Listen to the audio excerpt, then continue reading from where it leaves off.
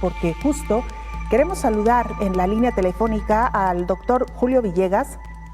Él es psicólogo y estaremos hablando precisamente sobre los problemas de salud mental que hoy por hoy nos ha dejado COVID-19. Si usted tiene alguna pregunta, alguna inquietud, alguna duda, no la puede plantear para hacérsela llegar al doctor. Doctor, ¿cómo le va? Bienvenido a este programa. Y pues muchas gracias a la invitación, sobre todo para hablar de los problemas de salud mental relacionados a la pandemia COVID-19 y bueno, de manera importante en el marco del Día Mundial para la prevención del suicidio. Así es, totalmente, doctor. Quisiéramos iniciar esta charla con una reflexión. ¿Qué se sabe hasta ahora, doctor, de estas secuelas, por decirlo de alguna manera, que nos ha dejado la pandemia de COVID-19 respecto a la salud mental? Bueno, lo que hemos encontrado es algo semejante a diferentes países, en el sentido de que inicialmente había una expectativa de que era una enfermedad distante que posiblemente no llegaría a nuestra localidad y luego nos dimos cuenta que era una pandemia y que esto tarde o temprano estaría presente en nuestra vida cotidiana.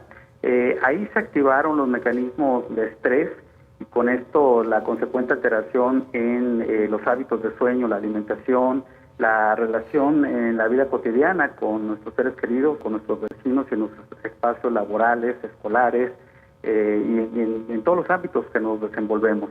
Una vez que se presentaron ya los primeros casos importados, afortunadamente las medidas preventivas y las estrategias estaban planteadas y teníamos sobre la base de la información hasta aquel momento en relación a lo que se conocía del virus SARS-CoV-2, las medidas de distanciamiento, ahora ya le llamamos físico, inicialmente recordarás que les llamamos distanciamiento social, pero esto tiene un carácter psicológico de desapego, inclusive de posible descuido afectivo entre las personas con quienes convivimos.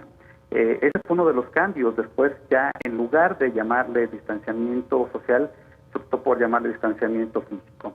Una vez que se presentan en otra etapa los casos comunitarios, entonces ya las medidas fueron de mayor restricción en la interacción en los espacios públicos y aquí se presentó y se había considerado un incremento en el estrés, el aburrimiento, la tristeza acumulada que podía relacionarse con el incremento de síntomas de depresión y ansiedad en las personas que ya padecían alguna de estas enfermedades mentales. Pero también, desafortunadamente, iban a ocurrir debuts en estas enfermedades. ¿Esto qué significa? Que personas que no tenían ni ansiedad ni estrés, ni habían tenido en alguna etapa de su vida, podían presentarla en relación al confinamiento voluntario o involuntario, según fuera el caso. Voluntarios si decidían asumir esa actitud cívica y solidaria de mantenerse en casa lo más posible, a menos que tuvieran una actividad esencial, e involuntario en el caso de que tuvieran algún integrante de su familia ya con el diagnóstico certero y preciso de COVID-19, bueno, entonces tenían que cuidarse y cuidar a los demás.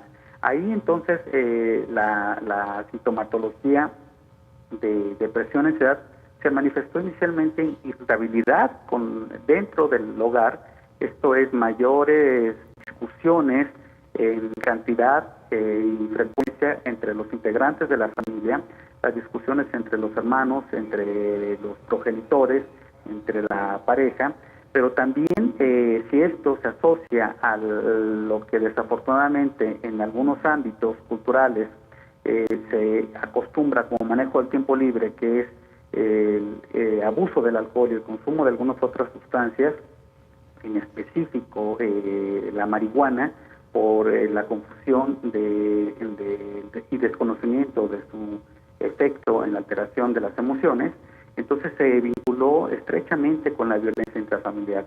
Y los casos que quien les podría dar cifras específicas sería Fiscalía, los casos de activación de código violeta entonces se incrementaron, pero también los abusos sexuales, ya que lamentablemente sabemos que lamentablemente este tipo de violencia ocurre en algunas ocasiones, en muchas, con integrantes dentro de la familia. Y en específico vemos que entonces que con este cúmulo de problemáticas asociadas a COVID-19, quien tenía ideación suicida, pues bueno, se incrementa y es posible que pase a lo que llamamos planificación, y de la planificación al intento. Al momento todavía no hay cifras porque esto pasa por Fiscalía del Estado, por el Sistema Nacional de Información en Salud. Todavía no tenemos cifras de en qué medida se incrementaron los intentos de suicidio o los suicidios consumados. Lo que sí sabemos es que en esta estrategia que se implementa con diferentes asociaciones de la entidad, incluida la Universidad de Guadalajara, el ITESO, otras universidades y diferentes áreas gubernamentales y asociaciones civiles, se decide crear la línea de atención en crisis 075 en la estrategia Quererte en Casa, y bueno, se triplica la cantidad de llamadas. En solo 5 meses que llevamos de la pandemia, tenemos una cantidad de 12.700 llamadas, cuando antes teníamos solo una tercera parte.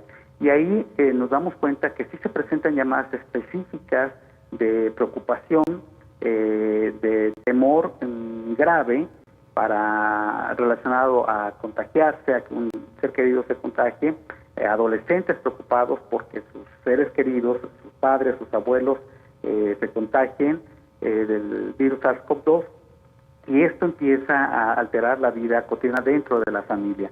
Pero también ahora sabemos que el estrés por el retorno a clases, ya sea en línea o en el sistema híbrido, se agrega como un factor de preocupación, porque ahora ya sabemos, al principio se creía que los jóvenes tenían pocas probabilidades de contagiarse, ahora sabemos que también pueden contagiarse, y los niños, entonces están preocupados qué tan expuestos estarán en esta situación.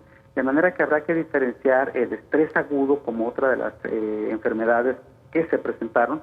Estrés agudo es este temor a contagiarse, pero que se acompaña de malestar físico, dolores en articulaciones, alteración del sueño, dificultad para respirar en diferentes momentos del día, que ya te imaginarás se van a preocupar o se preocupan qué tal si es COVID-19, malestares estomacales, problemas para conciliar el sueño, sueño interrumpido, estos que se despiertan durante la noche, pesadillas y un malestar frecuente. Pero si dura más de 30 días, entonces es posible que estemos hablando de un estrés postraumático. De manera que la atención en salud mental va a ser fundamental, y de ahí esta estrategia de Quererte en Casa, de ofrecer a la población la línea de atención en crisis a través de estos 3 números nada más, 075. Es una forma en que pueden recibir atención. Claro, doctor, nos ha dado una amplia y puntual radiografía de lo que ha venido sucediendo en la salud mental de los humanos de cara a COVID-19, y estamos hablando de sentimientos muy fuertes como el miedo, como el estrés, a la preocupación, primero de contagiarse, pero también, doctor, de aquellas personas que han perdido su empleo, y podemos ir todavía más allá, aquellas personas que han perdido a un ser querido y que no han podido ni siquiera despedirse de ellos. Esto también ha disparado, detonado muchos casos, doctor, de desestabilidad emocional o mental en algunas personas que han vivido duelos realmente muy complicados. Así es, se sabía por la información compartida con otros países que el tipo de proceso de despedida iba a ser muy distinto. De manera que afortunadamente los diferentes sistemas de salud en la localidad, de forma oportuna, al momento en que algún familiar ingresaba con posible COVID-19 y luego ya que se confirmaba, las áreas de trabajo social de manera muy cercana estaban informando a los familiares puntualmente de cuál podía ser la evolución. Recordarás que al principio teníamos quejas, y es comprensible, las personas así lo percibían, que ellos llevaron a su familiar y como que ya ni siquiera se iban a poder despedir. ¿Qué tal si dentro del hospital habían provocado por un mal manejo una complicación de su estado de salud? Esto disminuyó porque la información se les ofreció. Entonces, se sabía que el proceso de despedida iba a ser muy distinto. Ocurrieron decesos de los que nos enteramos la mayoría, como la muerte de Luis Eduardo Bauté en España, y cómo los seguidores dijeron, haremos la despedida después. En México, Óscar Chávez también muere relacionado con COVID y Bellas Artes dice, haremos la despedida después. Manuel Felgueres en Ciudad de México, aunque él es zacatecano, también muere por COVID y se posponen estas despedidas, de manera que esto sirvió para que las personas supieran, se enteraran que el proceso iba a ser distinto. Pero la tanatología nos deja muy claro que no por tener la información significa que no les va a doler o que no van a tener las complicaciones relacionadas con un duelo, pero tienen un sistema de contención muy amplio, de manera que cuando se habla de los héroes, los solidarios ante la pandemia, que son el personal sanitario, entendemos que no solamente son los médicos, los intensivistas, urgenciólogos, neumólogos, sino camilleros, enfermería, archivo, trabajo social, la persona que está en el ingreso de seguridad, los técnicos de urgencias médicas, choferes, todos hacen un trabajo en equipo muy sólido y nos hemos encontrado que la ciudadanía se siente mejor acompañada, gracias principalmente a toda esta información que han transmitido los medios de comunicación. Sin embargo, en el aspecto emocional no deja de tener impacto. Entonces, ese duelo, esa sintomatología se va a presentar posiblemente después, porque sabemos que en los rituales tradicionales, la antropología cultural nos ha dicho que mientras las familias están acompañadas durante un proceso de duelo, los síntomas están contenidos. También en los desastres naturales, mientras está protección civil, seguridad, en ocasión la Guardia Nacional, la comunidad se siente arropada a través de los sistemas en el estado de Jalisco, pensemos en los DIF, en los DIF municipales, en las asociaciones hasta de sus creencias religiosas. Pero una vez que se retira todo este dispositivo de contención, es cuando se retira el ejército, protección civil, cuando se desestructura el refugio temporal o el albergue, es cuando pueden presentarse los síntomas relacionados a los duelos, ya sea por pérdida de ser querido o por pérdida del empleo, y no toquemos aún el aspecto económico, solamente por ya no sentirse parte de una empresa, de una institución, por no tener una rutina laboral, por no sentir que aportan, que son útiles y que con esto pueden garantizar la seguridad de su familia.